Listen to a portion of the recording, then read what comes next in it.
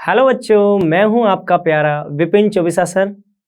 और अच्छे अच्छे वीडियो देखने के लिए अभी डाउनलोड करें Doubtnut app. Hello dear students, कैसे हैं आप लोग? चलो बेटा स्टार्ट करते हैं। ओके, केमिस्ट्री में यहाँ पे हम स्टार्ट करें बेटा some basic concepts of chemistry. NEET 2022 के लिए है बेटा। और इसमें बेसिकली हम जो चैप्टर स्टार्ट कर रहे हैं वो है some basic concepts of chemistry. Some basic concepts of chemistry. पहली क्लास में बेटा हम इंट्रोडक्शन देखेंगे, मोल कंसेप्ट के लिए इंट्रोडक्शन। ठीक है, good evening everyone, good evening everyone. Start करते हैं क्लास। तो चलो आ जाओ, बहुत बेसिक से स्टार्ट करूंगी। किसी को केमिस्ट्री में मान लो इससे पहले इंटरेस्ट नहीं भी था, नहीं समझ में आया था, तो मैं बिल्कुल स्टार्ट करने वाली 9th क्लास। अब इससे नीचे कहाँ ही जाओगे। ठीक है, तो 9th क्लास से स्टार्ट करते हैं। बच्चों, जब केमिस्ट्री स्टार्टिंग में पढ़ने लगे थे तो सबसे पहले आया था कि भाई एटम क्या होता है। व्हाट इज एन एटम, मतलब एटम क्या होता है। एटम, अब इसकी डेफिनेशन में जितने बच्चों से पूछूंगी उतने अलग अलग तरह के मुझे डेफिनेशंस मिलेंगे। कुछ बच्चे बोलेंगे कि atom is the smallest particle of matter. Ma'am chemistry के लिए बेस्ट बुक, बेटा मैं हूँ केमिस्ट्री के लिए बेस्ट बुक। ठीक है, आपको मैं हूँ और एनसीईआरटी है। ठीक है, इतना ओवर कॉन्फिडेंस नहीं दिखाऊंगी। एनसीईआरटी तो सबका बाप है भाई, एनसीईआरटी को तो केमिस्ट्री में छोड़ना ही नहीं। और नीट के बच्चे तो जैसे बायो की बुक को बाइबल मानते हो ना, इसको भी बाइबल ही मान लो। ठीक है, एनसीईआरटी। ठीक है, फिजिक्स का मुझे आइडिया उतना नहीं है तो मैं आपको नहीं बोलूंगी फिजिक्स के बारे में, लेकिन बेटा केमिस्ट्री में तो एनसीईआरटी इज योर बाइबल। रट लो, याद कर लो, समझ लो, पी लो, खा लो, कुछ भी कर लो, लेकिन ये एनसीईआरटी को नहीं छोड़ना। ठीक है, एनसीईआरटी को पढ़ लो। अब जैसे अब ये जो बच्ची थी आकांक्षा, जिसका नीट में 720 में से 720 मार्क्स था। ठीक है, अब वो बच्ची का मैंने इंटरव्यू देखा था तो उसने चलो बायो तो 10-12 बार पढ़ी ही थी। एनसीईआरटी की बात करें, उसने और कोई बुक नहीं पढ़ी, बायो तो 10-12 बार पढ़ी ही थी उसने बुक एनसीईआरटी की। साथ के साथ सोचो वो कितनी खतरनाक बच्ची थी कि उसने केमिस्ट्री को भी नहीं छोड़ा था। केमिस्ट्री की बोल रही थी कि एक बुक को मिनिमम 5 बार तो पढ़ चुकी थी। अब 11th और 12th का मान लो 2-2 बुक हो गया, 4 बुक को 5-5 बार पढ़ चुकी थी। भाई वो तो अलग ही लेवल की थी। 10-20 बार तो वो केमिस्ट्री ही पढ़ लिया था उसने, पूरी की पूरी एनसीईआरटी। सोचो उसको कितना याद हो गया होगा एनसीईआरटी। तो एनसीईआरटी से ऐसे अनएक्सपेक्टेड क्वेश्चन आ जाते हैं ना कि एक लाइन से आप कभी सोच भी नहीं सकते जिंदगी में कि वो उससे कोई क्वेश्चन बन जाएगा, और उससे सच में क्वेश्चन आ जाता है। ठीक है, तो इसीलिए एनसीईआरटी तो रखनी है साथ में। कोई भी एक्स्ट्रा बुक पे, कोई भी चीज़ों पे पैसे खर्च नहीं करने, अपना एनर्जी वेस्ट नहीं करना है। जो मैं बता रही हूँ बस वो करना है। अगर मुझे लगेगा कि हाँ ये कोई मार्केट में बहुत अच्छी बुक आई है जिससे आपका बहुत कुछ अच्छा हो जाएगा, तो वो तो मैं आपको ज़रूर रिकमेंड कर दूंगी। लेकिन अभी के लिए तो मैं एनसीईआरटी बोल रही हूँ और जो मैं पढ़ा रही हूँ, बस enough for your selection, more than enough. ठीक है, मतलब अगर जो मैं बोल रही हूँ और एनसीईआरटी करोगे तो अगर वो नहीं समझ में आएगा तो आपका नहीं होगा। लेकिन अगर वो समझ में आ गया है, एनसीईआरटी का उतना कोई टफ लैंग्वेज नहीं है। एक बार पढ़ोगे, 2 बार पढ़ोगे, 3 बार पढ़ोगे, धीरे धीरे एनसीईआरटी समझ में आने लगेगा। और मेरे नोट्स के साथ साथ रख के तैयारी करोगे तब भी आपको क्लियर हो जाएगा बिल्कुल। ठीक है, अब स्टार्ट करें क्लास में पहला सवाल मैंने पूछा आपसे कि एटम क्या है। तो एटम का मैं जितने लोगों से पूछूंगी उतने अलग अलग जवाब मिलेंगे मुझे। कुछ बच्चे मुझे कहेंगे बेटा कि atom is the smallest particle of matter. क्या बोलेंगे? Atom is the smallest particle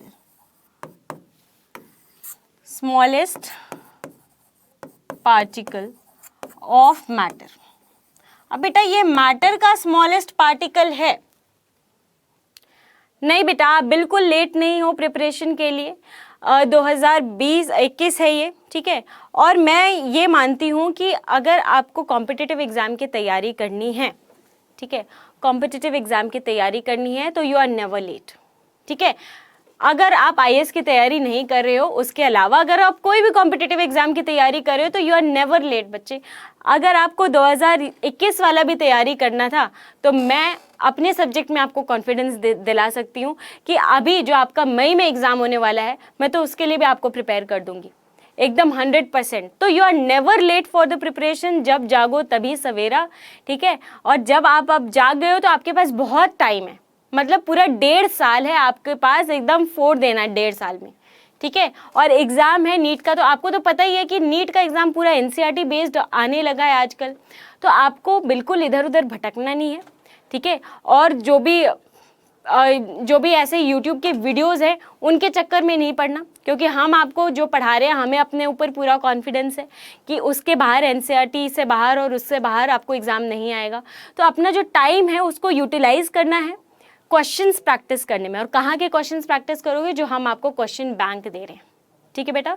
so we are not late, we are never late. अगर शुभ काम की शुरुआत करने जा रहे हो, प्रिपरेशन करने जा रहे हो, तो उसके लिए आप लेट नहीं हो सकते हो, कभी भी लेट नहीं हो सकते हो, ठीक है। तो अभी ये जो टाइम है पूरा यूटिलाइज करो, इसको अच्छे से पढ़ाई करो। कोई भी डाउट आ रहा है, कोई भी दिक्कत आ रहा है, कोई भी डिस्ट्रैक्शन आ रही है, ठीक है, वो आप शेयर करो। आप टीचर से आए, आपका लाइव इंटरेक्शन है ही, ठीक है। आपकी प्रॉब्लम समझेंगे, सॉल्व करने की कोशिश करेंगे, आपको गाइडेंस देंगे, मोटिवेट करेंगे, ठीक है बेटा। और क्या चाहिए आपको, ठीक है।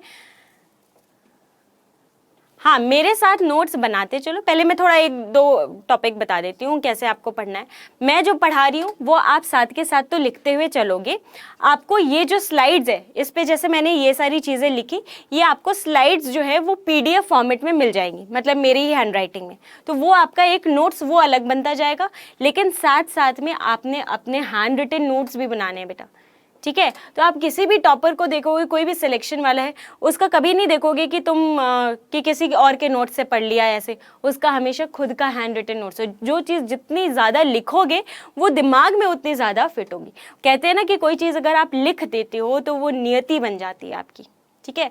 उसका होना क्या हो जाता है? उसका होना थोड़ा सा प्रोबेबल हो जाता है कि हाँ ये चीज़ हो सकती है, तभी आप उसको लिखते हो, ठीक है। इसलिए लिखने का बहुत ज़्यादा इम्पोर्टेंस होता है, ठीक है। अगर आप लिख रहे हो, आपके दिमाग में जा रही है वो चीज़ें, कहीं आपके सबकॉन्शियस माइंड में भी जा सकती है। मान लो इन केस एग्जाम टाइम में आपने वो चीज़ नहीं याद आ रही, लेकिन आपके वो सबकॉन्शियस माइंड में फिट रहेगी हमेशा के लिए, ठीक है। तो हो सकता है वो स्ट्राइक कर जाए एग्जाम में। और आपको तो पता है 1-1 नंबर का कितना इंपॉर्टेंस होता है एग्जाम में।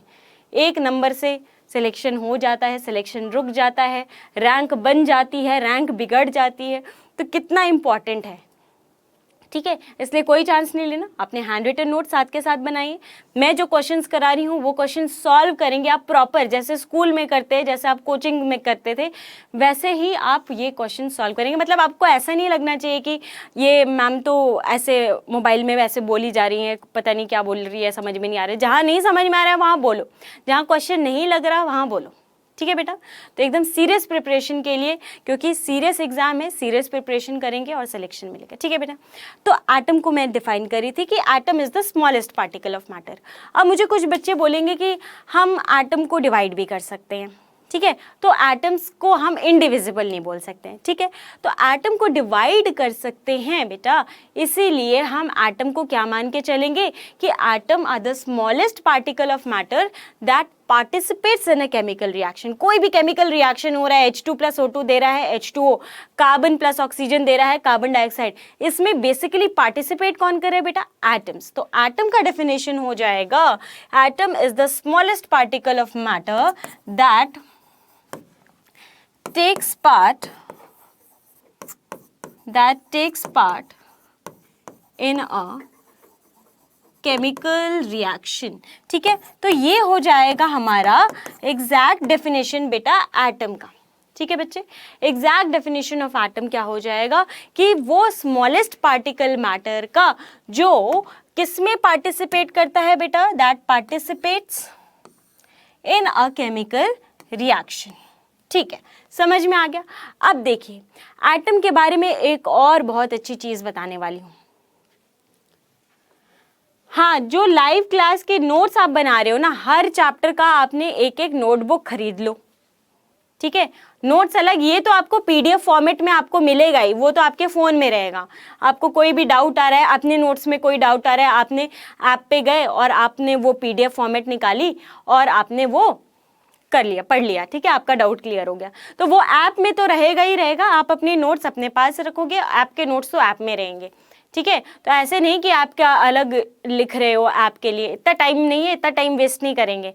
आप जितना क्लास में पढ़ा रही हो उतना लिखो, साथ में अगर कोई डाउट आए, कई टॉपिक्स को फिर से समझना हो या आपको ये नहीं याद आ रहा तो कि मैंने क्लास में क्या कहा था, तो वो क्लास की वीडियो देख लीजिए, वो नोट्स देख लीजिए, वो तो आपके ऐप में हमेशा ही अवेलेबल रहेगा। ठीक है बच्चे, तो ऐप से रिलेटेड जितने भी डाउट्स हैं वो भी आप पूछ सकते हो कि आपसे ये नहीं हो रहा या आपसे होमवर्क नहीं खुल रहा या लाइव क्लास में कुछ नहीं पता लग रहा, तो वो भी आप पूछ सकते हो। ठीक है, चलो अब एटम के बारे में मैं एक और बात बताने वाली थी कि अ सिंगल, दूसरी बात और बहुत इंपॉर्टेंट बात, a single isolated atom, a single isolated atom does not have any independent existence। अब इसका क्या मतलब है बेटा, एक सिंगल इंडिपेंडेंट एटम का कोई एग्जिस्टेंस नहीं होता है नेचर में। इसका क्या मतलब है कि एक सिंगल एटम, मैं अगर एक सिंगल एटम की बात करूं, एक सिंगल हाइड्रोजन एटम, वो नेचर में कभी भी अकेला एग्जिस्ट नहीं करेगा। हाइड्रोजन किस फॉर्म में एग्जिस्ट करता है बच्चे, हाइड्रोजन किस फॉर्म में एग्जिस्ट करता है, H2 के फॉर्म में एग्जिस्ट करता है। ऑक्सीजन किस फॉर्म में एग्जिस्ट करता है बेटा, O2 के फॉर्म में एग्जिस्ट करता है। चमक रहा है, समझ में आ रहा है? ठीक है, तो हाइड्रोजन हो गया, ऑक्सीजन हो गया बेटा। फॉस्फोरस कैसे एग्जिस्ट करता है, P4 के फॉर्म में एग्जिस्ट करता है। ठीक है, और जैसे हमारा हो गया सल्फर, सल्फर S8 के फॉर्म में एग्जिस्ट करता है। ठीक है, तो फिर ऐसे ऐसे हमारे जो एटम्स हैं बेसिकली वो सिंगली या आइसोलेटेड एग्जिस्टेंस नहीं होते हैं, वो हमेशा किस में एग्जिस्ट करेंगे, in the form of molecule. और ये वाला जो पॉइंट है बच्चे, ये जो सेकेंड वाला पॉइंट मैंने लिखा ये वाला, यही पॉइंट इसको किससे डिफ्रेंशिएट करता है बेटा, ये वाला पॉइंट किससे डिफ्रेंशिएट करेगा, हमेशा एटम को मॉलिक्यूल से, क्योंकि एक सिंगल मॉलिक्यूल का, एक इंडिपेंडेंट मॉलिक्यूल का हमेशा सिंगल एग्जिस्टेंस हो सकता है। आई बात समझ में? चमक रहा है कि नहीं चमक रहा, कितना वॉट चमक रहा है, कितना वॉट चमक रहा है, 12 वॉट, 0 वॉट, 8 वॉट, 1000 वॉट। चमकना चाहिए बच्चे, जितना चमकेगा एग्जाम में आपका रैंक भी उतना ही चमकेगा।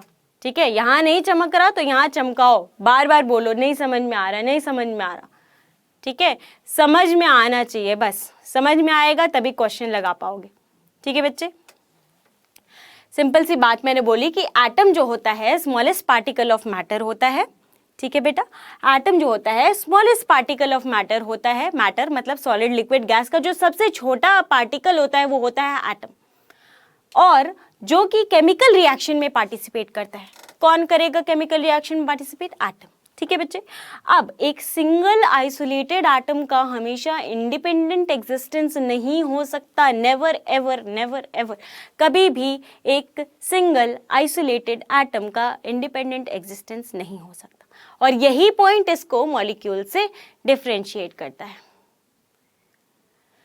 ड्यूरिंग क्लास करो बेटा, ड्यूरिंग क्लास में का जो टाइम है वो वेस्ट नहीं करना। जैसे जैसे मैं तो बहुत धीरे धीरे बोल रही हूँ, मैं एक चीज़ को 2-2 बार बोल रही हूँ, तो आप लिख लो, समझते जाओगे ना, जैसे जैसे लिखोगे समझते रहो। तो क्लास में जैसे मैं बोल रही हूँ वैसे लिख लो। अगर आपको टाइम चाहिए तो आप मेरे से टाइम मांग लो कि मेरे को लिखना है, वैसे तो मैं पूरा टाइम दूंगी आपको लिखने का। ठीक है, इनकेस मान लो मैं नहीं भाग गई तो फिर आप बोल दोगे। PDF पे कैसे जाना है उसके लिए मैं क्लास के लास्ट में बताऊंगी। ठीक है, ऐप से रिलेटेड जितनी भी चीज़ें हैं लास्ट के 10 मिनट्स में आपसे पूछूंगी। Elements and atoms are same. बेटा जब एलिमेंट होता है, एलिमेंट जैसे कि हमारा कोई भी एलिमेंट है, सोडियम, तो सोडियम एक एलिमेंट है जो किससे मिलके बना, एलिमेंट एटम से मिलके बना रहता है। अब मैं सोडियम का एलिमेंट बोल रही हूँ, इसका मतलब ये नहीं है कि सोडियम का एक एटम है, सोडियम के बहुत सारे एटम्स हो सकते हैं। ठीक है, अगर मैं गोल्ड का एलिमेंट बोल रही हूँ तो गोल्ड के बहुत सारे एटम्स हो सकते हैं, एक एलिमेंट में बहुत सारे एटम्स हो सकते हैं, क्योंकि सिंगल का तो एग्जिस्टेंस है नहीं। तो एलिमेंट किससे मिलके बना रहता है, एटम से मिलके बना रहता है। ठीक है बेटा, आगे बात समझ में? एक ही तरह का एटम से मिलके अगर कोई चीज़ बना है तो उसको एलिमेंट बोलेंगे, और अलग अलग एटम से मिलके बना है, अलग अलग तरह के एटम से मिलके बना है तो उसको बोलेंगे कंपाउंड। आई बात समझ में? जैसे Na हो गया, Fe हो गया, हमारा ऑक्सीजन हो गया, तो ये सारे एक ही तरह के एटम से मिलके बने होंगे, तो ये हमारा एलिमेंट। और अगर मैं बोलूँ H2O हो गया, कार्बन डाइऑक्साइड हो गया, Na2SO4 हो गया, तो ये सारी चीज़ें क्या है, अलग अलग एलिमेंट से, अलग अलग एटम से मिलके बनी हुई हैं, तो इसलिए ये क्या हो जाएंगे, कंपाउंड्स। तो एलिमेंट कंपाउंड से क्लियर है सबको, ठीक है, एटम क्लियर है सबको। अब आते हैं मॉलिक्यूल पे, मॉलिक्यूल क्या होता है। चलिए, तो मैंने जैसा कि आपको बताया कि मॉलिक्यूल कैसे डिफरेंशिएट हो रहा है कि एक एटम का इंडिपेंडेंट एग्जिस्टेंस नहीं होता है, लेकिन एक मॉलिक्यूल का इंडिपेंडेंट एग्जिस्टेंस होता है कि नहीं होता, ठीक है। क्योंकि यहाँ पे मॉलिक्यूल की बात करूँ मैं तो क्या हो जाएगा, अ सिंगल। मॉलिक्यूल को कैसे डिफाइन करेंगे, मॉलिक्यूल को बेटा कैसे डिफाइन करेंगे, एटम क्या है, स्मॉलेस्ट पार्टिकल ऑफ मैटर, तो सिमिलरली मॉलिक्यूल भी स्मॉलेस्ट पार्टिकल ऑफ मैटर है, लेकिन डिफरेंस बस इतना है कि मॉलिक्यूल का सिंगल इंडिपेंडेंट एग्जिस्टेंस होता है, एटम्स का नहीं होता, ठीक है। तो a molecule is the smallest particle of matter, ठीक है, molecule is the smallest particle of matter that can have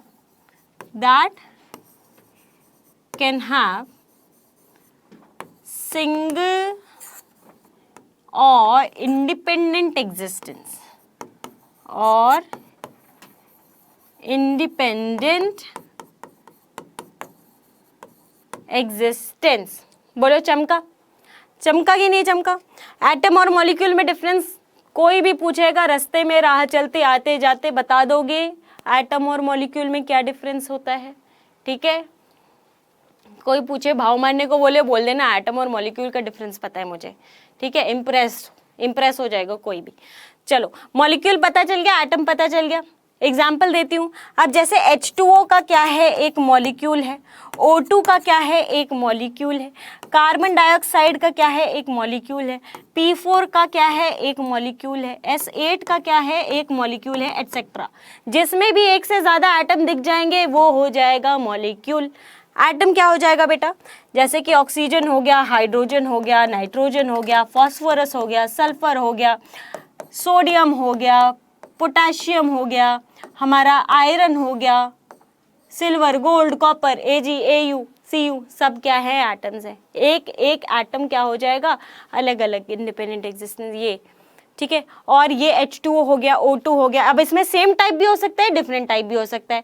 molecule का अगर सेम टाइप होगा तो वो मॉलिक्यूल एलिमेंट हो जाएगा सेम टाइप, और अगर डिफरेंट होगा तो क्या हो जाएगा, कंपाउंड हो जाएगा। बोलो, चमक रहा है, बोलो, ठीक है। चलिए, अब एटम को मॉलिक्यूल से कैसे डिस्टिंग्विश करते हैं उसको मैंने ऐसे लिख के बताया है कि देखा जाए क्या बोला जा रहा है इसमें। तो बेटा यहाँ पे बोल रहा है कि अगर मैं एक फॉर्मेशन कंसिडर करूं, फॉर्मेशन ऑफ हाइड्रोजन क्लोराइड। अब बच्चे, हाइड्रोजन क्लोराइड क्या होता है, हाइड्रोजन क्लोराइड क्या होता है बेटा, HCl। बोलो, पता है। HCl का मुझे बनाना है, मुझे HCl बनाना है, ठीक है। तो अब मैं कैसे बनाऊंगी उसको, हाइड्रोजन और क्लोरीन से, सिंपल सी बात है, ठीक है। HCl बनाना है, हाइड्रोजन क्लोराइड बनाना है, तो हाइड्रोजन और क्लोरीन से बनाऊंगी। तो मुझे एक बात बताइए कि हाइड्रोजन एंड क्लोरीन क्या है, एक एलिमेंट है, सेम एलिमेंट है। और अगर मैं एक सिंगल एटम की बात करूं तो ये कभी भी इंडिपेंडेंटली एग्जिस्ट नहीं करेंगे, ये कभी भी फ्री एटॉमिक फॉर्म में एग्जिस्ट नहीं करेंगे, ये हमेशा मॉलिक्यूलर फॉर्म में एग्जिस्ट करेंगे बेटा। हाइड्रोजन जो है H2 के फॉर्म में और क्लोरीन Cl2 के फॉर्म में करेगा कि नहीं करेगा, ठीक है। कभी भी इंडिपेंडेंट आइसोलेटेड एग्जिस्ट नहीं करेगा, एटॉमिक फॉर्म में नहीं करेगा, मॉलिक्यूलर फॉर्म में करेगा, ठीक है। बट अब जो हाइड्रोजन क्लोराइड हमने बनाया वो कैसे एग्जिस्ट करेगा बेटा? वो एग्जिस्ट करेगा हाइड्रोजन क्लोराइड के फॉर्म में। वो तो सिंपल HCl के फॉर्म में पूरा एग्जिस्ट कर सकता है, उसको कोई डर नहीं है, क्योंकि वो है एक मॉलिक्यूल। जबकि हाइड्रोजन और क्लोरीन अलग अलग फॉर्म में रहेंगे तो वो हो जाएगा एटॉमिक फॉर्म। बोलो चमका। जैसे कि अगर मैं इसका रिएक्शन लिखूं तो रिएक्शन क्या हो जाएगा बेटा?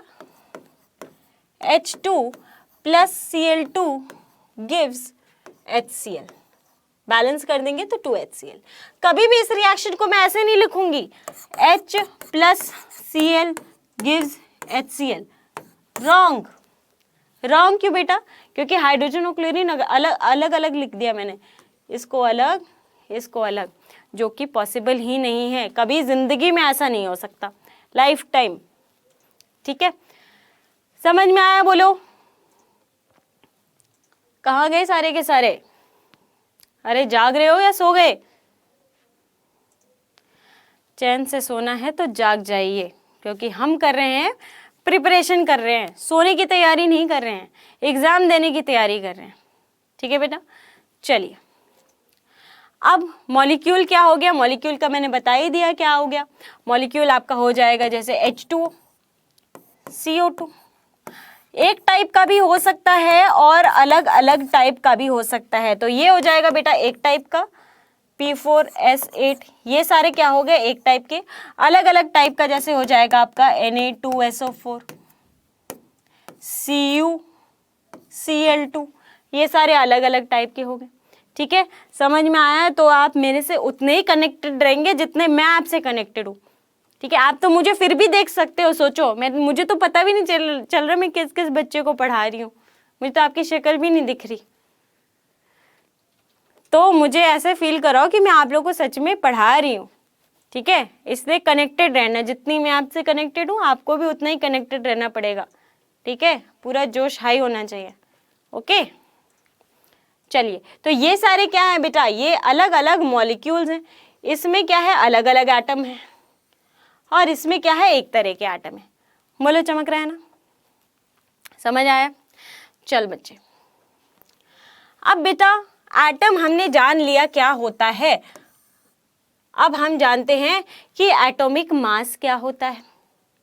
एटम जान लिया क्या होता है। अब जैसे घर में कोई बच्चा पैदा होता है तो हम क्या करते हैं? सबसे पहले उसका नामकरण करते हैं, फिर उसका वेट करते हैं कि ये देखें कितने किलो का है। तो आपकी मम्मियों ने आपको बोला होगा कि आप पैदा हुए थे तो 4 किलो के थे, कोई 3 किलो का था, कोई 2.25 किलो का था। तो मतलब क्या है? हमें सोचो मास कितना ज़रूरी होता है किसी भी चीज़ का। हमारा मास, जब हम पैदा हुए थे तो हमारा मास बहुत ज़रूरी था। हमारे नर्स ने सीधे सीधे क्या कर दिया? हमें उस पर वेइंग मशीन पे बिठा दिया। ठीक है, और हमको तोल लिया कितने किलो के हैं हम।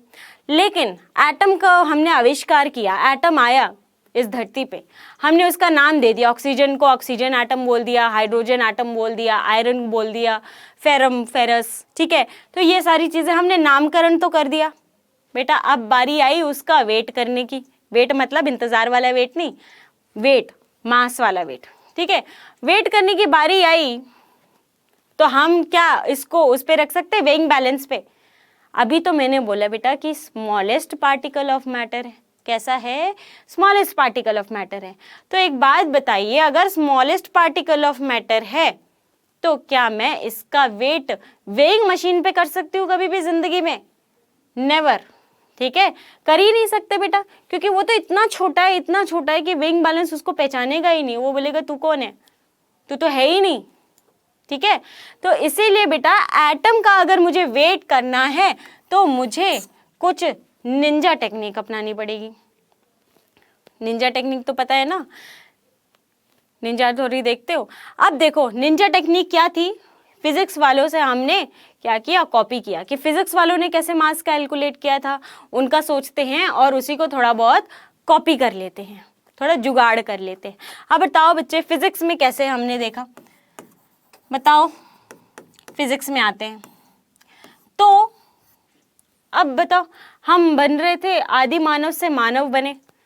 पहले आदि मानव थे ना, मतलब अर्ली मैन थे, अर्ली एज था। जब आदि मानव से जब मानव बने हम, तो हमें ये आया समझ कि हमें भैया अब चीज़ों को क्या करना है, एक मेजरमेंट का यूनिट चाहिए, बहुत ज़रूरी है, क्योंकि 1 किलो दाल लेने जाओ तो फिर वो हमें 1 पाव पकड़ा देता है, हमें ऐसा बना देता है, ठीक है।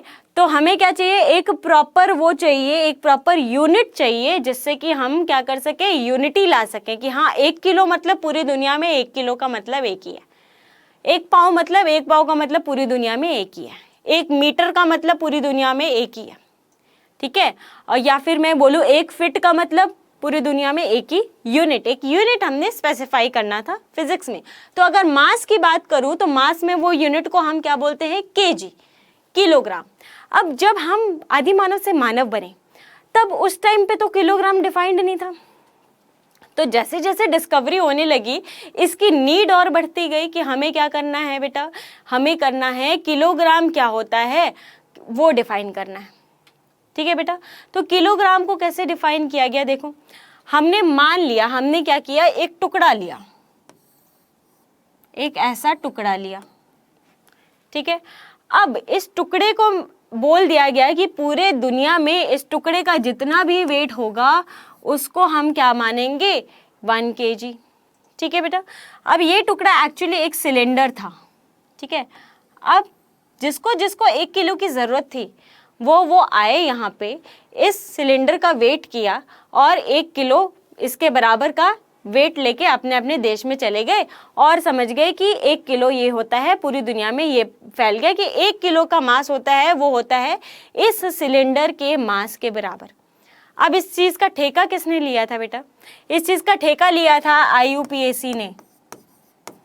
IUPAC क्या होता है बेटा, IUPAC होता है international union of pure and applied chemistry. ये वो एक यूनियन है, ये एक ऐसा ऑर्गेनाइजेशन है जो तरह तरह के एटम्स का मास, तरह तरह एटम्स का यूनिट, तरह तरह चीज़ों का जो होता है नेम, ठीक है, एलिमेंट्स का नेम, जितने भी फिजिक्स में यूनिट पढ़ते हो, केमिस्ट्री में जितने भी यूनिट्स पढ़ते हो, उन सारे चीज़ों को ये डिफाइन करता है ये union, international union of pure and applied chemistry, ठीक है बेटा। तो उसने बोल दिया कि आज के बाद, ध्यान से सुनना, रिपीट कर रही हूँ, आज के बाद इस सिलेंडर का जितना भी वेट होगा पूरी दुनिया में उतना वेट किसको माना जाएगा, 1 kg को माना जाएगा। बोलो चमका, ठीक है। तो ये सिलेंडर का जो वेट आया, हमने एक स्टैंडर्डाइज कर दिया सिस्टम कि इस सिलेंडर का जो वेट होगा पूरी दुनिया में इस सिलेंडर के वेट को 1 kg का वेट माना जाएगा, ठीक है बेटा। मतलब क्या है कि हमने एक ले लिया स्टैंडर्ड ऑब्जेक्ट, क्या ले लिया, स्टैंडर्ड ऑब्जेक्ट, और वो स्टैंडर्ड ऑब्जेक्ट क्या था बेटा, एक सिलेंडर था। तो ये तो थी फिजिक्स की कहानी। अब बेटा केमिस्ट्री में हम ऑब्जेक्ट तो ले नहीं सकते, केमिस्ट्री में हम स्टैंडर्ड ऑब्जेक्ट की तरह, हमने उनकी थोड़ी चीटिंग कर ली फिजिक्स वालों की, और हमने बोला कि हम सिलेंडर तो ले नहीं सकते केमिस्ट्री में, क्योंकि वो तो इतने सारे एटम से मिलके बना हुआ है। हमें क्या लेना पड़ेगा बेटा, एक स्टैंडर्ड एटम। तो उन्होंने क्या लिया, एक सिमिलरली उन्होंने क्या ले लिया, एक स्टैंडर्ड एटम। अब ये स्टैंडर्ड एटम क्या था, अब बच्चे ये स्टैंडर्ड ऑब्जेक्ट क्या था, सिलेंडर था। चाहते तो क्यूब भी ले सकते थे, चाहते तो स्फीयर भी ले सकते थे, चाहते तो प्रिज्म भी ले सकते थे, कोई भी हेक्सागन भी ले सकते थे, कुछ भी ले सकते थे, लेकिन उन्होंने अपनी मर्जी से सिलेंडर ले लिया, ठीक है। ठीक उसी प्रकार जो स्टैंडर्ड एटम लिया उन लोगों ने, वो लिया क्या, कार्बन का जो 12 आइसोटोप होता है वो वाला एटम।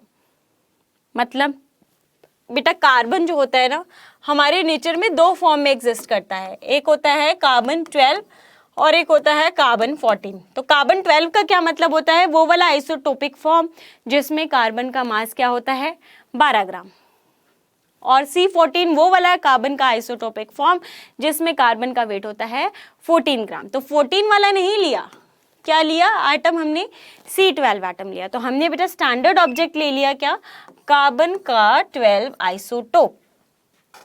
और जैसे कि हमने 1 kg को बोल दिया क्या, एक सिलेंडर का वेट क्या होगा, 1 kg, ये हमने डिफाइन किया, ठीक है, कुछ भी डिफाइन कर सकता था, 2 kg भी डिफाइन कर सकता था, 5 kg भी, 10 kg भी, लेकिन यूनिट तो सिंपल होती है ना बेटा, तो इसीलिए हमने 1 kg को 1 सिलेंडर बोल दिया। ठीक उसी प्रकार हमने यहाँ पे क्या बोला, एटम के मास के यूनिट को हमने बोला बेटा क्या, एटॉमिक मास यूनिट। क्या बोला बेटा, एटॉमिक मास यूनिट। और उसको हमने क्या डिफाइन किया, 1/12 into mass of 1 carbon 12 atom. मतलब कि एटॉमिक मास यूनिट जो होगा वो होगा एक कार्बन 12 एटम का मास का 1/12वां हिस्सा। मतलब 1/12 into mass of 1 carbon 12 atom ही वो होगा क्या, एटॉमिक मास यूनिट। एटम के मास के यूनिट को क्या बोला जाएगा, 1/12 into mass of 1 carbon 12 atom. ये डिसाइड किया IUPAC ने। अब आप बोलोगे ये 1/12 ही क्यों लिया, आप बोलोगे कि ये 1/12 ही क्यों लिया, ये 1/16 क्यों नहीं लिया, 1/20 क्यों नहीं लिया, 1/100 क्यों नहीं लिया। तो उसके लिए मैं ये बोलूंगी कि बेटा हमें पता है कि कार्बन 12 एटम का मास कितना होता है, 12 ग्राम। तो 12 इंटू 12 क्या हो जाए, 12/12 क्या हो जाएगा, 1 kg। ठीक है, 1 ग्राम। तो हम क्या चाहते हैं, हम अपने यूनिट को सिंप्लीफाइड चाहते हैं, इसीलिए हमने ये यूनिट डिफाइन की। क्या डिफाइन किया, फिर से रिपीट कर रही हूँ बेटा। यहाँ पे हमने डिफाइन किया एटॉमिक मास के लिए हमने एक स्टैंडर्ड एटम लिया, हमने एक स्टैंडर्ड एटम लिया बेटा क्या, कार्बन 12 एटम। और कार्बन 12 एटम से हमने atomic mass unit that is AMU को डिफाइन किया। और AMU को कितना डिफाइन किया बेटा, 1/12 into mass of 1 carbon 12 atom. ठीक है, 1/12वां हिस्सा into mass of 1 carbon 12 atom. तो ये हो गया मेरा क्या, एटॉमिक मास यूनिट या AMU। बोलो चमका कि नहीं चमका, चमका कि नहीं। ये डिसाइड किया था बेटा IUPAC ने। इसमें मेरा, आपका या किसी और का या मेरे टीचर का या आपके टीचर का या मोदी जी का कोई रोल नहीं है। इसमें सिर्फ रोल किसका है, IUPAC। ये यूनिट किसने डिफाइन किया बेटा, IUPAC ने। तो कुछ भी डिफाइन कर सकता था ना वो तो उस टाइम पे। तो उसने क्या किया कि एक AMU में स्टैंडर्ड एटम ले लिया कार्बन 12 एटम, और एक AMU को डिफाइन कर दिया कि 1/12 into mass of 1 carbon 12 atom होगा एटॉमिक मास यूनिट। मानना है मानो, नहीं मानना है मानना पड़ेगा। ठीक है, समझ में आया। तो एटॉमिक मास यूनिट क्या हो जाएगी, कुछ समझने की जरूरत नहीं है। क्या कंफ्यूजन हो रहा है बेटा, कुछ मत समझो, सिर्फ इतना समझ जाओ कि एटॉमिक मास यूनिट को IUPAC ने ये डिफाइन किया कि वो होता है, एटॉमिक मास यूनिट होता है 1/12 into mass of 1 carbon 12 atom. बस ये किसने डिफाइन किया, किसने डिफाइन किया बेटा, IUPAC। बस इतना याद रखो और सारी चीजें भूल जाओ, सारी कहानी भूल जाओ।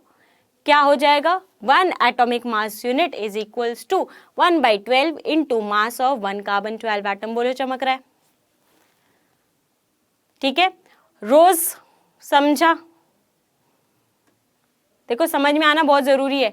जहां ज्यादा स्ट्रेस आ रहा है वहां वो चीज समझ जाओ कि बस ये चीज जरूरी है। मैं आपको बता दिया ना, ये सब कोई जरूरी नहीं है। यहाँ पे ये जो चीजें लिखी हुई हैं, ये सारी चीजें कुछ जरूरी नहीं है, कुछ जरूरी नहीं है। मेरे को बस ये पता होना चाहिए कार्बन 12 एटम को क्या लिया, स्टैंडर्ड लिया, और क्या डिफाइन कर दिया एटॉमिक मास यूनिट, और ये डिफाइन कर दिया। बस ये काम की बात है। बाकी दुनिया भाड़ में जाए, मुझे जो काम की चीजें हैं वो याद रखना। मुझे कुछ याद नहीं करना, मुझे कुछ रटना नहीं है, कोई डेफिनेशन नहीं रटना, मेरे को सिर्फ समझना है। और समझ में ये आ गया कि एक atomic mass unit is equals to 1/12 into mass of 1 carbon 12 atom. ठीक है बेटा, चलो अब आगे बढ़ते हैं। तो बेटा जब एटॉमिक मास यूनिट डिफाइन हो रही थी तो बताइए AMU या एटॉमिक मास यूनिट कितना हो गया, एटॉमिक मास यूनिट कितना हो गया, 1/12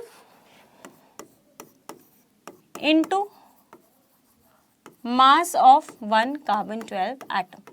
ये किसने डिफाइन किया बेटा, जो भी मैंने इससे पहले पढ़ाया उससे ये समरी निकल के आया कि एटॉमिक मास यूनिट क्या हो गया, 1/12 into mass of 1 carbon 12 atom. ठीक है, ये समरी, जितनी भी मैंने राम कहानी सुनाई उसका एक ही मतलब निकल के आया कि atomic mass unit is equal to 1/12 into mass of 1 carbon 12 atom.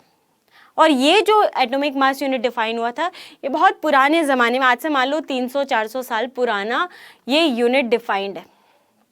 उस टाइम उतनी सोफिस्टिकेटेड टेक्निक्स नहीं थे जिससे कि हम एक एटम का मास पता कर सकें। ठीक है, इतनी सोफिस्टिकेटेड टेक्निक्स थे ही नहीं। आज के ज़माने में हम एटम का मास निकाल सकते हैं एग्जैक्टली ग्राम्स में, लेकिन उस टाइम पे हम नहीं निकाल सकते थे।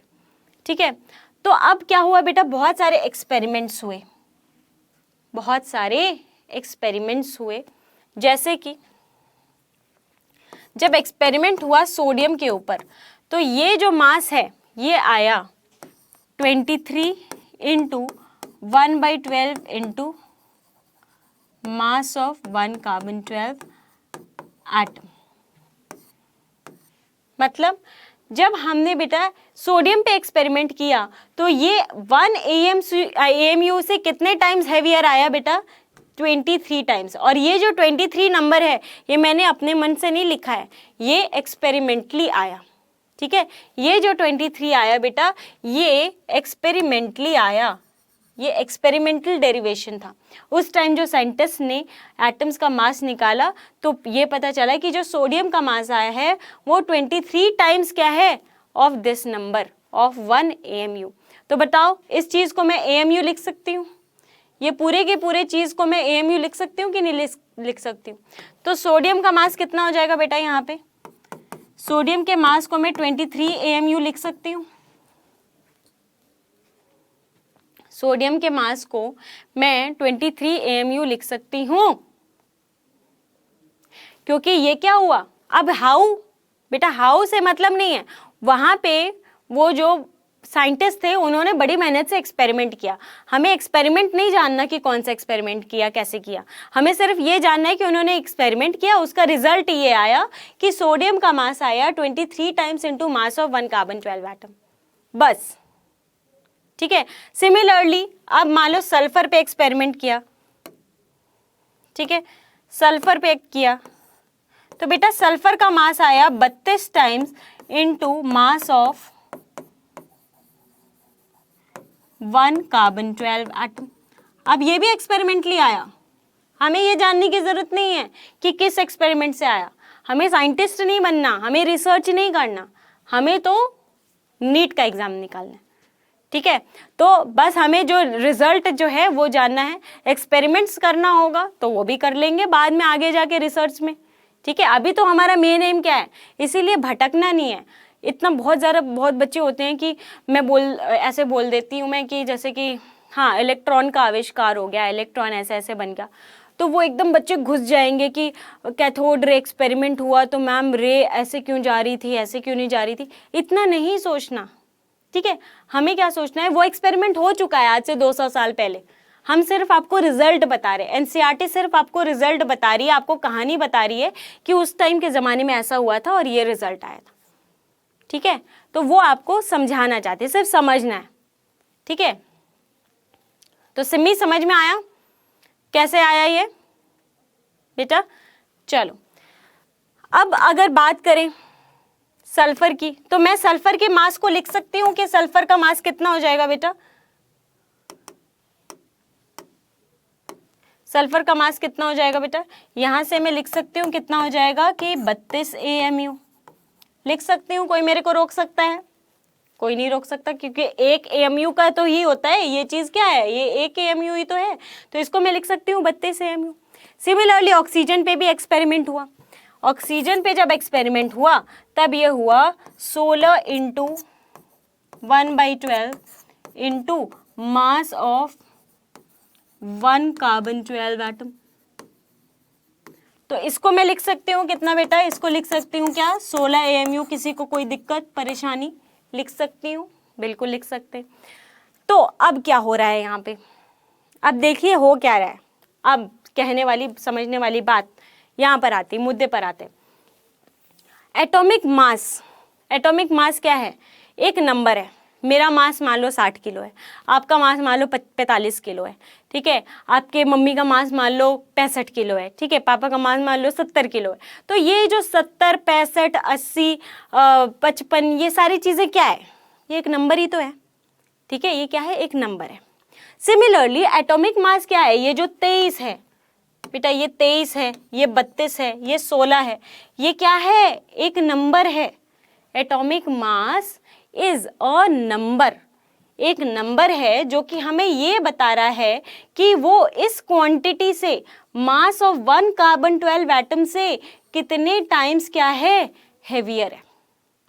बोलो चमका, चमक रहा है कि atomic mass is a number which tells that that particular atoms is how many times heavier then mass 1/12 into mass of 1 carbon 12 atom. मतलब एक AMU से वो पर्टिकुलर सब्सटेंस कितने टाइम्स हैवियर है, वो नंबर हमें वो चीज बताता है। बोलो, है ना। तो यहाँ पे मैंने क्या एटॉमिक मास आपको रटवाया, याद करवाया नहीं ना। अब आपको खुद ही बोल दोगे कि atomic mass is a number जो हमें बताता है कि इस पर्टिकुलर क्वांटिटी से वो जो एलिमेंट है कितने टाइम्स हैवियर है। ठीक है, तो एटॉमिक मास तो हमें पता चल गया। ठीक बेटा, अब एटॉमिक मास को बेटा, एटॉमिक मास को रिलेटिव एटॉमिक मास भी बोलते हैं। तो क्या मुझे आप बता सकते हैं कि रिलेटिव एटॉमिक मास क्यों बोलते हैं इसको? एटॉमिक मास को रिलेटिव एटॉमिक मास क्यों बोलते हैं? क्योंकि बेटा ये क्या है, रिलेटेड है एक पर्टिकुलर एटम से। हमने एक स्टैंडर्ड एटम लिया है यहाँ पे। कौन सा स्टैंडर्ड एटम? Carbon 12 atom. इसीलिए कोई भी चीज आप अगर विद रिस्पेक्ट टू समथिंग लेते हो, जैसे रिलेटिव स्पीड लेते हो फिजिक्स में, रिलेटिव स्पीड लेते हो, ठीक है, स्पेसिफिक ग्रेविटी लेते हो, ठीक है, रिलेटिव डेंसिटी लेते हो, तो वो सारी चीजें क्या होती है बेटा, किसी के रिलेटिव होती हैं, मतलब किसी के विद रिस्पेक्ट टू होती हैं। तो वहां पे आप रिलेटिव वर्ड यूज करते हो। ठीक है, तो फन फैक्ट था, अंग्रेजी भी सुधारूंगी मैं आपके साथ के साथ। तो रिलेटिव वर्ड होता है जब आप किसी भी चीज का कोई स्टैंडर्ड उससे लेते हो, किसी स्टैंडर्ड से कंपेयर करके लेते हो। यहाँ पे हमने किससे कंपेयर किया बेटा? कार्बन 12 एटम से। इसीलिए एटॉमिक मास को रिलेटिव एटॉमिक मास बोलते हैं। एग्जाम में आता है, कर लोगे एग्जाम में ये सवाल आएगा तो, कि एटॉमिक मास को रिलेटिव एटॉमिक मास भला क्यों बोलते हैं, बताइए। ठीक है बच्चे, कर लोगे ना? चलो, अब रिलेटिव एटॉमिक मास हमें पता लग गया क्या होता है, एटॉमिक मास हमें पता लग गया क्या होता है। अब आते हैं आगे। ठीक है, अब आगे आते हैं फंडामेंटल पार्टिकल्स में। अब देखो, C12 एटम, यही तो लिया था ना हमने स्टैंडर्ड, ये था बेटा हमारा स्टैंडर्ड एटम। अब उस टाइम तो मैंने बता दिया इतनी सोफिस्टिकेटेड टेक्निक्स नहीं थी, लेकिन बाद में क्या हुआ, कुछ सोफिस्टिकेटेड टेक्निक्स आई। Heavier than 1/12 into mass of 1 carbon 12 एटम। कार्बन 12 एटम का मास जितना भी होगा उसका 1/12वां हिस्सा से 16 टाइम्स हेवियर है। ठीक है, रोज oxygen atom is 16 into 1/12 into mass of 1 carbon 12 atom. मतलब एक AMU के यूनिट से 16 टाइम्स हेवियर है ना।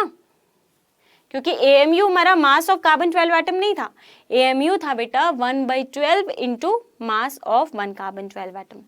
रिलेटिव एटॉमिक मास कुछ भी नहीं है बेटा, हमने उसको लिया है सिर्फ कार्बन के रिस्पेक्ट में देख रहे हैं ना। हम जिसका भी मास देख रहे हैं, ऑक्सीजन का देख रहे हैं, हम सोडियम का देख रहे हैं, हम सल्फर का देख रहे हैं, सब में हम किससे कंपेयर करें उसके मास को? कार्बन 12 एटम से। ठीक है, इसीलिए हम रिलेटिव एटॉमिक मास बोलते हैं। एटॉमिक मास को क्या बोलते हैं? रिलेटिव एटॉमिक मास बोलते हैं। बस इतनी सी बात थी। ठीक है बेटा, अब देखो स्टैंडर्ड एटम मैंने क्या लिया? Carbon 12 atom. अब मैं अगर बोलूं कि उस टाइम उतने सोफिस्टिकेटेड टेक्निक्स नहीं थे जिससे कि हम एक एटम का मास निकाल पाए, लेकिन बाद में धीरे धीरे साइंस एंड टेक्नोलॉजी की एडवांसमेंट बढ़ती गई और एक ऐसा डिवाइस डेवलप हो गया, एक ऐसा डिवाइस आया जिससे हम छोटे छोटे पार्टिकल्स के मास निकाल सकते हैं, जैसे कि स्पेक्ट्रोमीटर, जैसे कि स्पेक्ट्रोमीटर। अब बेटा स्पेक्ट्रोमीटर आ गया था, एक नया डिवाइस आ गया था मार्केट में, स्पेक्ट्रोमीटर। तो स्पेक्ट्रोमीटर जब आएगा, मान लो उस टाइम के ज़माने में जब स्पेक्ट्रोमीटर आया होगा, तो किसका मास नापा होगा साइंटिस्ट ने सबसे पहले? कौन यहाँ पे सबसे ज़्यादा वो मचा रहा है, प्रॉब्लम क्रिएट कौन कर रहा है? Carbon 12 atom. आप भी बार बार कार्बन 12 एटम पूछ रहे हो। तो जब साइंटिस्ट को एक ऐसा डिवाइस मिला जिससे छोटे छोटे पार्टिकल्स के मास जान सकते हैं, तो साइंटिस्ट ने फटाफट से क्या किया, स्पेक्ट्रोमीटर के अंदर कार्बन 12 एटम का मास रखा और उसका वेट कर लिया। तो जब बेटा स्पेक्ट्रोमीटर से कार्बन 12 एटम का मास हमने कैलकुलेट किया, तो वो आया 1.99 इंटू 10 का पावर -23 ग्राम। 1.99 इंटू 10 का पावर -23 ग्राम। तो अब बेटा एक बात बताओ, कार्बन 12 एटम का मास आ गया है मार्केट में, हमने निकाल लिया है, तो क्या मैं यहाँ से 1 AMU निकाल सकती हूँ? बोलो हाँ या ना। 1 AMU निकाल सकती हूँ कि नहीं निकाल सकती हूँ? निकाल सकती हूँ बिल्कुल भी। तो बेटा AMU को अब हम देखो किस में निकालने वाले हैं, ग्राम्स में। ठीक है, कैसे निकालेंगे? क्या हो जाएगा ये 1/12 into mass of 1 carbon 12 atom, और अब आ गया है मास ऑफ 1 कार्बन 12 एटम कितना, 1.99 इंटू 10 का पावर -23। अब इसको सॉल्व कैसे करेंगे? आधे बच्चे बेहोश कि 1.99 है मैम और नीचे 12 और ये 10 का पावर माइनस समथिंग है। पागल, कैसे करोगे? अप्रोक्सीमेशन बेटा, अप्रोक्सीमेशन। 1.99 को मैं 2 लिख दूं, किसी को कोई तकलीफ है क्या? इसको मैं बेटा 2 लिख दे रही हूँ। ठीक है, तो ये जाएगा 6 में। तो 1/6 कितना होता है? 1/6 होता है 0.166। 1/6 होता है बेटा 0.166, और ये क्या है, 10 का पावर -23 है, और ये किस में आ रहा है, ग्राम्स में आ रहा है। तो AMU को मैं लिख सकती हूँ क्या, 0.166 लिखूं या 1.66 इंटू 10 का पावर -24 ग्राम। ये आ गया मेरा क्या, AMU किस में आ गया, ग्राम्स में। अब आप शायद रिलेट कर पाओ, कि एक AMU और 1 ग्राम में क्या रिलेशन होता है। मतलब इतना कम ग्राम होगा तब जाके 1 AMU होगा। मतलब समझ रहे हो कि 1 AMU कितना हल्का क्वांटिटी है। क्योंकि अब अगर मैं AMU में बोल रही थी कि ऑक्सीजन एटम का मास 32 AMU है, तो आप उसको फील नहीं कर पा रहे थे, क्योंकि हमें आदत है कि मास को फील करने की ग्राम्स में, किलोग्राम में। ठीक है, उससे कम में हम फील ही नहीं कर पाते। तो इसीलिए यहाँ पे हमने बेटा मास निकाल लिया है, किसमें, ग्राम्स में निकाल लिया है AMU को।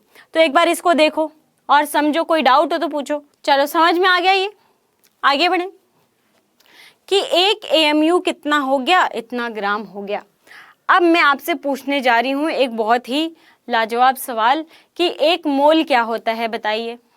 बचपन में पढ़ा होगा 9th क्लास में केमिस्ट्री में कि 1 मोल क्या होता है, तो जल्दी से बताइए भाई 1 मोल क्या होता है। व्हाट इज 1 मोल? मुझे डेफिनेशन नहीं जानना, मुझे क्वांटिटी जाननी है, कितनी क्वांटिटी को बोलते हैं 1 मोल, बताइए।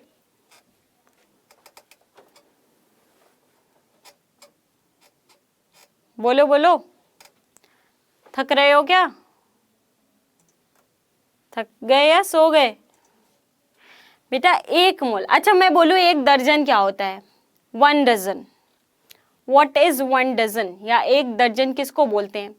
मम्मी बोलेगी 1 दर्जन केले लेकर आओ, कितने केले लेकर आओगे? 100, 50, कितने ले आओगे बेटा? 12। तो 1 डजन क्या होता है? 1 डजन मतलब होता है 12। अब 12 कुछ भी हो सकता है, 12 अंडे ला सकते हो, 12 केले ला सकते हो, 12 संतरे ला सकते हो, 12 कुछ भी ला सकते हो, लेकिन होना कितना चाहिए बेटा? 12 होना चाहिए।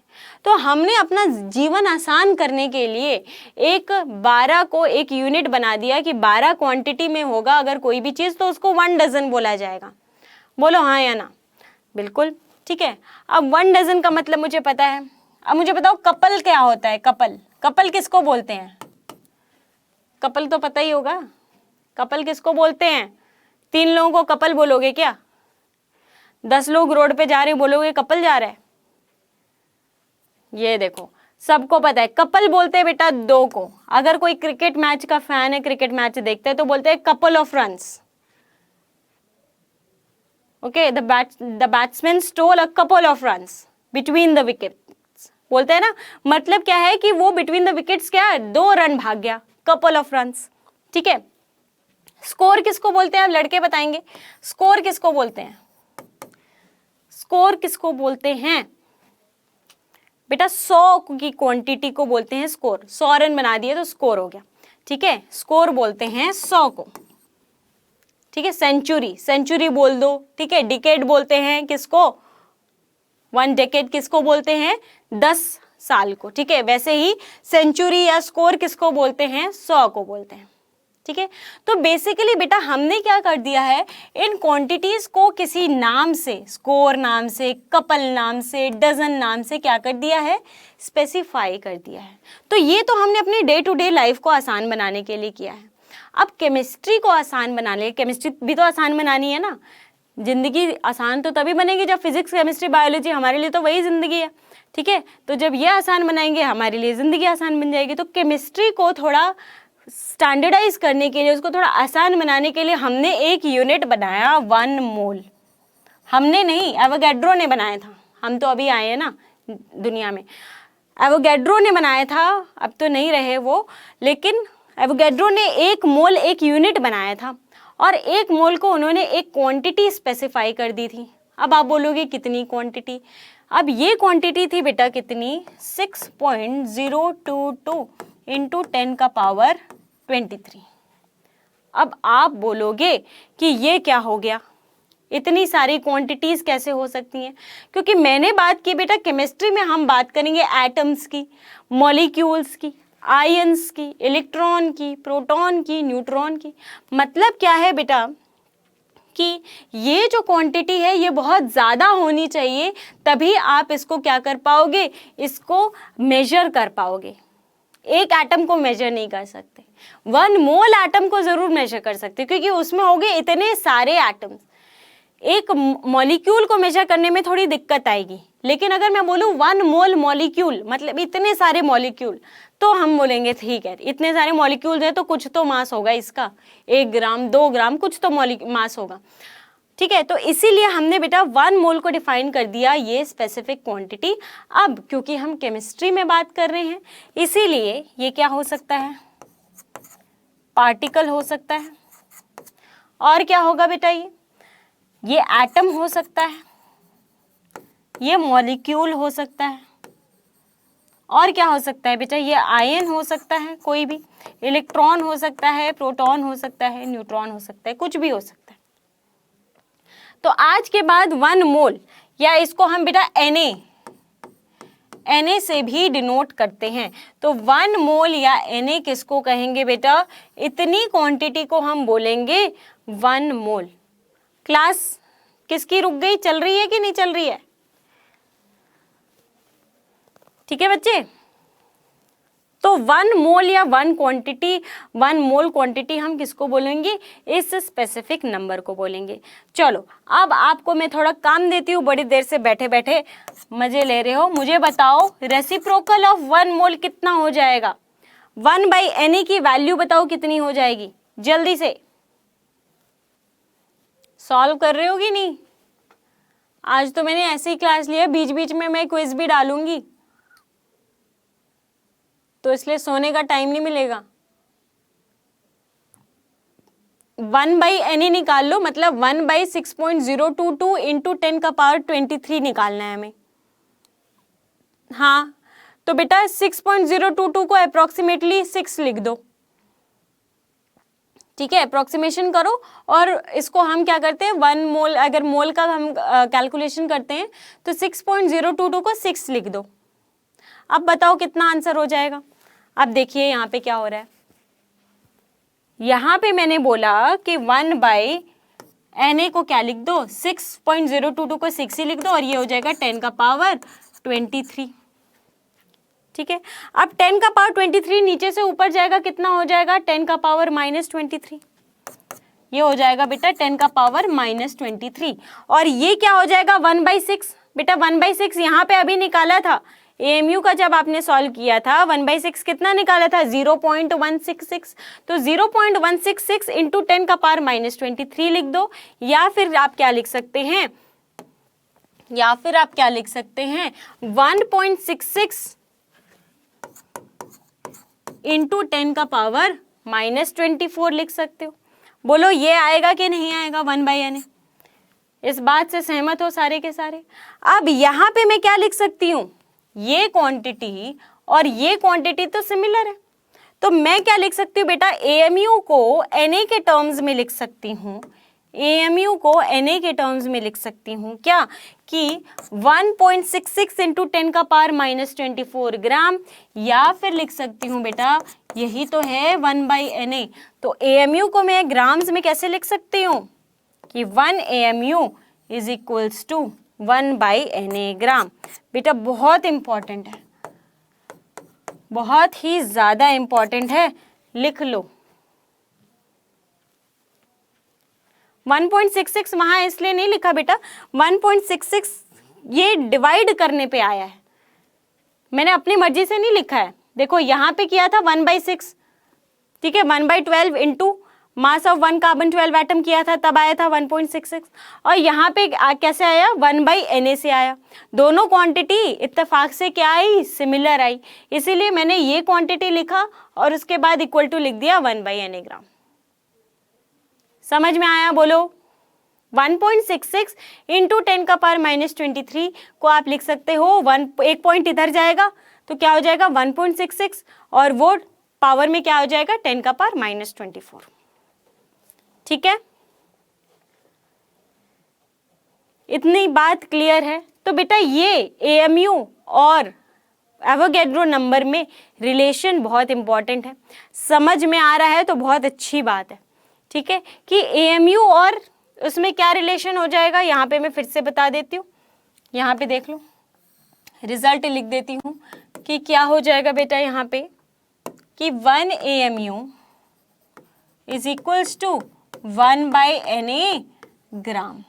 ठीक है, एक AMU का मतलब होता है बेटा 1/Na ग्राम, और इसी को बोलते हैं, क्योंकि ये एवोगैड्रो नंबर है बेटा, किस में, ग्राम्स में है, इसीलिए इसको क्या बोलते हैं, एवोग्राम भी बोलते हैं, एवोग्राम। ठीक है, एग्जाम में सवाल आता है कि एवोग्राम क्या होता है, तो एवोग्राम होता है एक AMU, और होता कितना है 1/Na ग्राम के बराबर। इसी को एवोग्राम बोल दो, 1 AMU बोल दो, या 1/Na ग्राम बोल दो, बात एक ही है। तो एक बार लिख दो इसको और एक बार इसको नोट डाउन करो। नोट कर लिया इसको? चलो बच्चे नोट कर लिया, बहुत अच्छा। मतलब हमें यहाँ से क्या पता चल गया, ये चीज़ पता चली, और ये बहुत इंपॉर्टेंट है, मैं इस पे जितना भी स्टार मार्क करूँ उतना कम है, कि 1 AMU is equals to 1/Na gram. सोते जागते उठते रोते हंसते कोई भी पूछे कि 1 AMU कितना होता है, तो आप क्या बोलेंगे 1/Na ग्राम। ठीक है, दिमाग में बैठ जानी चाहिए ये चीज़। क्लास हो जाएगी, ये क्लास ख़त्म हो जाएगी तो आप एक काम करोगे, जितनी भी चीज़ें हमने पढ़ी, जितने भी रिजल्ट मैंने, जितने भी डब्बे बनाए हैं, डब्बे मैंने ज़्यादा बनाए नहीं है, जितने भी डब्बे बनाए हैं वो एक बार देखना कि क्या है। ठीक है, चलो आगे बढ़ते बेटा, फंडामेंटल पार्टिकल्स पर आते हैं। तो फंडामेंटल पार्टिकल्स क्या क्या होते हैं बेटा, जल्दी से बताइए, फंडामेंटल पार्टिकल्स क्या क्या होते हैं? तो बेटा फंडामेंटल पार्टिकल्स जो होते हैं वो होते हैं जब हम एटम को डिवाइड करते हैं तो जो पार्टिकल्स आते हैं, जिनको हम सब एटॉमिक पार्टिकल्स बोलते हैं, उन्हीं को बोलते हैं हम फंडामेंटल पार्टिकल्स। यस रोज, प्रोटॉन भी आएगा, न्यूट्रॉन भी आएगा और इलेक्ट्रॉन भी आएगा। Very good. ठीक है बच्चे, अब यहाँ पे फंडामेंटल पार्टिकल्स कौन कौन से होते हैं बेटा?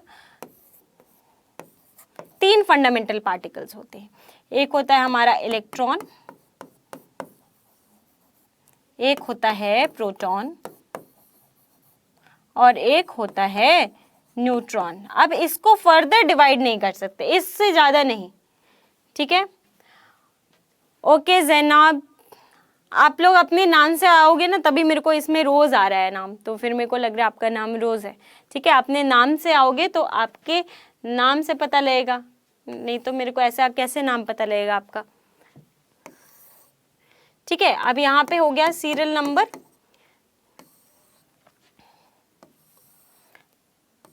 ठीक है, अब देखिए यहाँ पर सीरियल नंबर हो गया। इलेक्ट्रॉन, प्रोटॉन, न्यूट्रॉन जो होते हैं हमारे 3 फंडामेंटल पार्टिकल्स होते हैं। अब इसके बारे में हमें कुछ जानने की ज़रूरत है, जैसे कि इसका चार्ज क्या होता है, इसका मास क्या होता है। ठीक है, तो चार्ज देखिए, पहले इसके ऊपर चार्ज देखते हैं, कितना इसके ऊपर चार्ज होता है, फिर हम देखेंगे कि इसका मास कितना होता है। तो इसीलिए ये फंडामेंटल पार्टिकल्स इंपॉर्टेंट होते हैं बेटा, इसका हमें चार्ज और मास जानना क्या होता है, बहुत ज़रूरी होता है।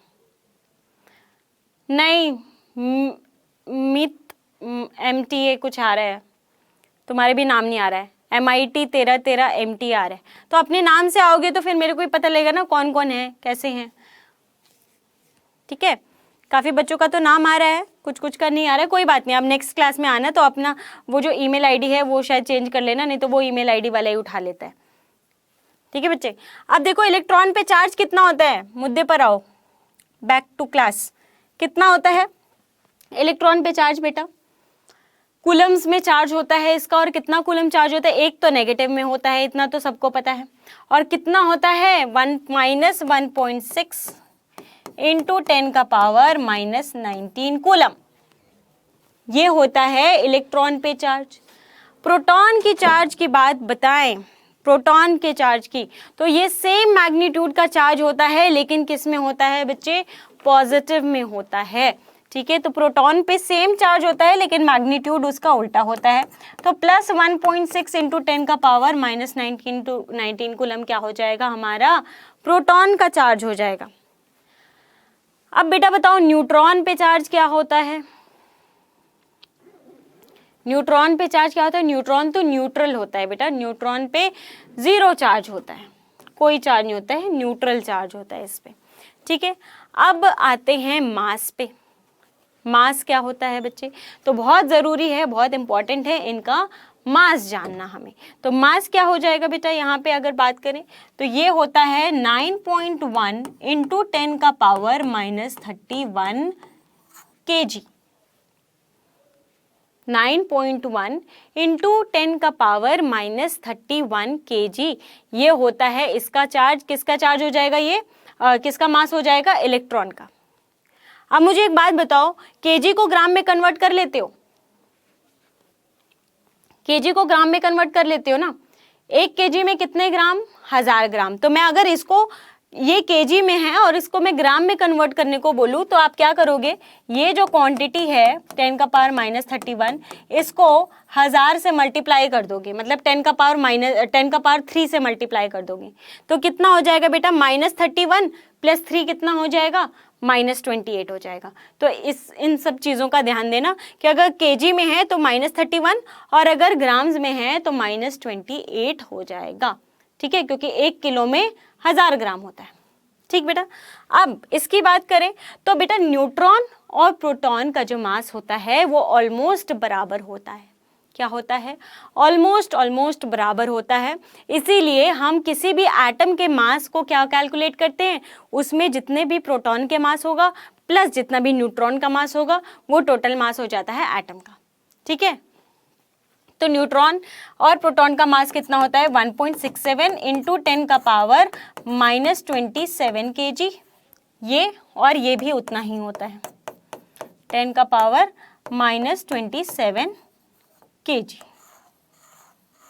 ठीक है बेटा, चमक रहा है कि नहीं चमक रहा है, ये सब चीज़ याद होनी चाहिए नेक्स्ट क्लास में। आज तो फर्स्ट क्लास है, आज फर्स्ट क्लास है इसलिए थोड़ी छूट दे रही हूँ। अगर कल की क्लास में ये सारी चीज़ें याद नहीं हुई तो समझ जाना। फिर इलेक्ट्रॉन पे चार्ज होता है -1.6 इंटू 10 का पावर -19 कूलम, मास होता है 9.1 इंटू 10 का पावर -31 kg। ठीक है, चमक रहा है, गुड। प्रोटॉन में क्या होना चाहिए, इसका उल्टा चार्ज होना चाहिए, मतलब इसका नेगेटिव चार्ज है, इसका पॉजिटिव चार्ज हो जाएगा, सेम चार्ज होगा मैग्नीट्यूड। और मैंने बोला था आपको सिर्फ एक ही चीज़ याद करनी है, इसका मास याद कर लिया, इसका मास याद कर लिया, न्यूट्रॉन का तो याद ही हो जाएगा, ठीक है। इसका चार्ज याद कर लिया, इसका तो याद ही हो जाएगा, इसका आपका 0 हो जाएगा, ठीक है। समझ में आया बेटा? तो ये हो जाएगा आपके फंडामेंटल पार्टिकल्स का चार्ज और मास। बोलो चमका? चमका कि नहीं? आपको चमकेगा तभी मेरे को भी चमकेगा, ठीक है। जैसे चमकना बहुत ज़रूरी है, बिना चमकार के क्या अंधकार हो जाएगा ना जीवन में, हाँ इसीलिए, ठीक है। तो ये सारी चीज़ें याद रहेंगी, याद रहेंगी कि भूल जाओगे, याद रखोगे कि भूल जाओगे? याद रखनी है भाई चीज़ें। एक तो एक AMU क्या होता है, 1/12 into mass of 1 carbon 12 atom. फिर और क्या याद रखोगे? और AMU और Na में रिलेशन याद रख लेना। AMU और Na में क्या रिलेशन होता है? 1 AMU इक्वल्स टू 1/Na ग्राम, और उसी को हम बोलते हैं क्या? उसी को बोलते हैं एवोग्राम। एवोगैड्रो नंबर अगर ग्राम्स में लिख दिया 1/Na ग्राम तो वो हो जाएगा एवोग्राम, ठीक है। आधा आधा नाम ले लिया ना सबका। और फंडामेंटल पार्टिकल्स, उसका मास, उसका चार्ज, ठीक है बेटा। चल बच्चे, आपको नोट्स ये जो मैं लिख रही हूँ ना यही मिलेगा, ठीक है। यही आपको PDF फॉर्म में मिल जाएगा क्लास के बाद, ठीक है, उसकी टेंशन मत लो। अब देखो, अब आगे आपके बहुत हो आगे अच्छे दिन। अब चलो सवाल करो, क्या बोल रहा है? Calculate charge on 1 mole electron. चल बेटा कैलकुलेट करो। कितना टाइम दूं मैं तुम लोगों को? चलो मैं टाइम दे देती हूँ तुम्हें 40 सेकंड का। चलो सॉल्व करो, आंसर आ जाना चाहिए एकदम सही। सो गए क्या, या मेरा इंतजार कर रहे हो करने का? बेटा सिंपल यूनिटरी मेथड बचपन में पढ़ा था, वही यूज करना है। मोल कंसेप्ट से डर लगता है तो इतना समझ जाओ कि मोल कंसेप्ट कुछ भी नहीं है, सिंपल यूनिटरी मेथड है। एक टॉफी 10 रुपए की आएगी तो 10 टॉफी कितने रुपए की आएगी? अब मैंने ये आपको बहुत आसान सा पूछ दिया ना, इसलिए आप बता लोगे। अब मैं इसी में अगर केमिस्ट्री मिक्स कर दूं तो वहीं पे आपकी हालत खराब हो जाएगी, आधे बच्चे बेहोश, बोलेंगे मैडम ये क्या पूछ लिया। मैंने सेम चीज पूछी है, किसमें? केमिस्ट्री में पूछी है, टॉफी के टर्म्स में नहीं पूछी है, ठीक है। यहाँ पे मैंने क्या पूछा है कि 1 मोल इलेक्ट्रॉन पे चार्ज कितना होगा। तो बताओ बच्चे, 1 इलेक्ट्रॉन पे कितना चार्ज होता है? 1 इलेक्ट्रॉन पे कितना चार्ज होता है? मुझे तो याद है 1.6 इंटू 10 का पावर -19 कूलम। अब मैं पूछ रही हूँ 1 मोल पे कितना चार्ज होगा। एक टॉफी 10 रुपए की आती है तो 10 टॉफी कितने रुपए की आएगी? 1 मोल मतलब कितना हो जाएगा बच्चे? Na number of electrons. और Na का क्या मतलब होता है? 6.022 इंटू 10 का पावर 23 नंबर ऑफ इलेक्ट्रॉन। एक इलेक्ट्रॉन पे इतना चार्ज, तो इतने इलेक्ट्रॉन पे कितना चार्ज? 1.6 इंटू 10 का पावर -19 कूलम, ठीक है। आपने क्या किया है, काफी बच्चों ने, हाँ ठीक है 96 भी हो सकता है बेटा। ये 10 का पावर 23 और 10 का पावर -19 कितना हो जाएगा? 10 का पावर 4 हो जाएगा ना, इंटू 10 का पावर 4। और 6.022 इंटू 1.6 यहाँ पे कितना हो जाएगा बेटा? 42 कहाँ से आ गया? 42 कहाँ से आ गया बेटा? ये -19 है, ये 23 है, ठीक है। तो ये क्या हो जाएगा आपका? 9.65, ठीक है। तो ये अगर सॉल्व करोगे तो यहाँ से आएगा बेटा 96500, ठीक है। ये 10 का पावर 4 मैंने मल्टीप्लाई कर दिया, कितना है? 96500। बहुत इंपॉर्टेंट नंबर है ये। जैसे 1 मोल इंपॉर्टेंट है वैसे ही ये नंबर इंपॉर्टेंट है, 9600 कूलम चार्ज। बेसिकली ये क्या है? 1 मोल इलेक्ट्रॉन में चार्ज। और इसको बेटा हमने एक यूनिट बना दिया है कि 1 मोल इलेक्ट्रॉन में जितना चार्ज होता है उसको हम बोलते हैं 1 फैराडे। 1 फैराडे, ठीक है। और ये किसके बराबर होता है? 96500 कूलम के। ये एक यूनिट होता है और इसका वैल्यू होता है 96500 कूलम। बोलो याद रहेगा, भूल जाओगे? 1 मोल इलेक्ट्रॉन पे जितना चार्ज होता है उसको हम बोलते हैं 1 फैराडे और उसकी वैल्यू होती है 96500 कूलम। बेटा नेगेटिव, अगर इलेक्ट्रॉन पे ही चार्ज पूछा है, अगर इलेक्ट्रॉन पे ही चार्ज पूछा है तो पॉजिटिव नेगेटिव करने की जरूरत नहीं है, बेटा 9.6 सही नहीं है, क्योंकि आपने 10 का पावर 23 और 10 का पावर -19 भूल गए हो, तो उसको भूलना नहीं, उसको कंसिडर रखना है, ठीक है, क्योंकि वो हो जाएगा 10 का पावर 4। तो आप तो इतने नंबर पीछे चले गए ना, ठीक है, इसलिए ये हो जाएगा 9.65 और ये इंटू 10 का पावर 4। ठीक है बेटा, ये है सही आंसर। ठीक है बच्चे, एक इलेक्ट्रॉन पे इतना चार्ज, तो बेटा 1 मोल इलेक्ट्रॉन पे इतना मोल होता है, ये होता है 1 मोल और ये होता है मेरा चार्ज, तो मैंने मल्टीप्लाई कर दिया है सीधे, ठीक है, सीधे मल्टीप्लाई कर दिया है और मेरा आंसर आ गया है। और 1 मोल इलेक्ट्रॉन पे जो चार्ज होता है उसको हम 1 फैराडे बोलते हैं और ये होता है 96500 कूलम। ठीक है बेटा, आगे बात समझ में? बेटा लेक्चर छूट गया, लेक्चर ये होगा शुरू आपका 4 बजे से 5:30 बजे तक ये लेक्चर चलेगा। ठीक है, एक और क्वेश्चन दे रही हूँ, लेकिन इस बार सही होना चाहिए। ठीक है, इस बार सही हो जाना चाहिए। जिसका कैलकुलेशन मिस्टेक हो रहा है वो अपने कैलकुलेशन मिस्टेक को हर क्वेश्चन में सीखो, हर क्वेश्चन में थोड़ा टाइम लगा लो, लेकिन आंसर पहला फोकस रखना चाहिए, आंसर सही आए। ठीक है, दूसरा फोकस उसके बाद होगा कि आंसर सही भी आए और कम टाइम में भी आए। ठीक है, लेकिन पहला जो हमारा प्रेफरेंस होगा वो आंसर सही आए। ठीक है, चलिए आगे बढ़ते, एक और सवाल करते हैं, लास्ट क्वेश्चन, इसके बाद हम क्लास वाइंड अप कर देंगे, कल पढ़ेंगे। ठीक है, एक ही दिन में ज़्यादा डोज नहीं देना चाहती हूँ, बोले पागल हो जाओगे तुम लोग। ठीक है, चलो अब calculate the charge in Faraday in the following. अब ये फॉलोइंग मैं अभी लिख दे रही हूँ, बताओ कितना चार्ज होगा। 0.1 मोल Na+, सेकेंड है आपका 0.2 मोल Mg+2, तीसरा है 0.03 मोल Al+3। चलो बताओ, जल्दी से आंसर निकाल के थम्स अप कर देना। अरे आंसर निकाल के करना है, आंसर निकालने से पहले नहीं करना है। 1 मोल में 1 फैराडे चार्ज होता है, बताया तो था, 1 मोल में 1 फैराडे चार्ज होता है, तो 0.1 मोल में कितना फैराडे चार्ज होगा?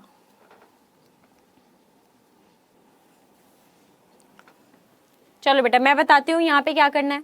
बताओ Na+ में कितना चार्ज है?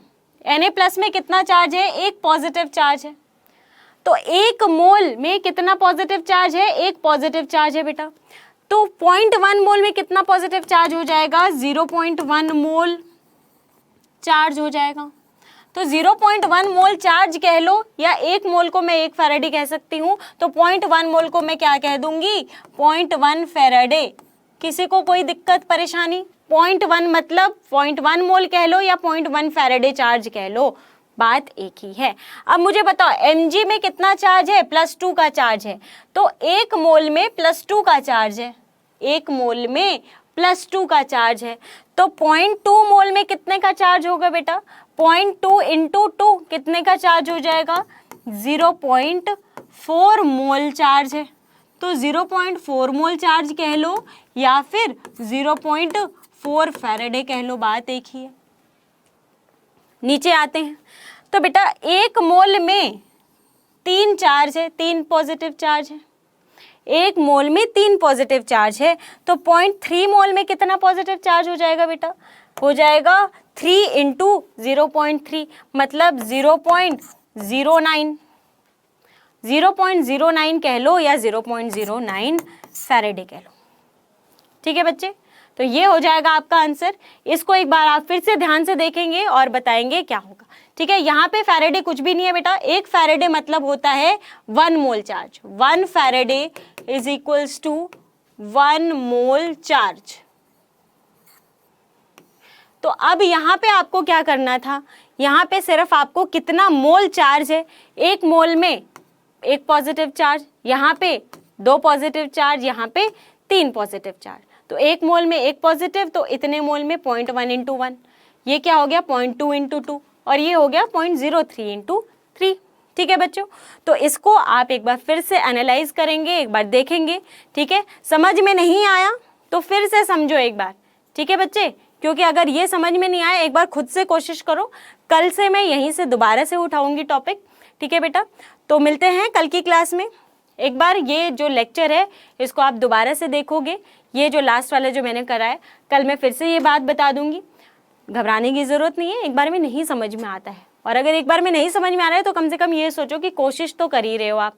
ठीक है बेटा, तो कल की क्लास में मिलते हैं। आज की क्लास को फिर से रिवाइज कर लेंगे और PDF आपको मिल जाएगा PDF वाले सेक्शन से। जब लाइव क्लास में जाओगे ना, लाइव क्लास के बगल में आपको एक PDF भी आएगा वहाँ लिख के। ठीक है, तो वहाँ पे आप कर सकते हो। चलो, ओके, बाय, टेक केयर।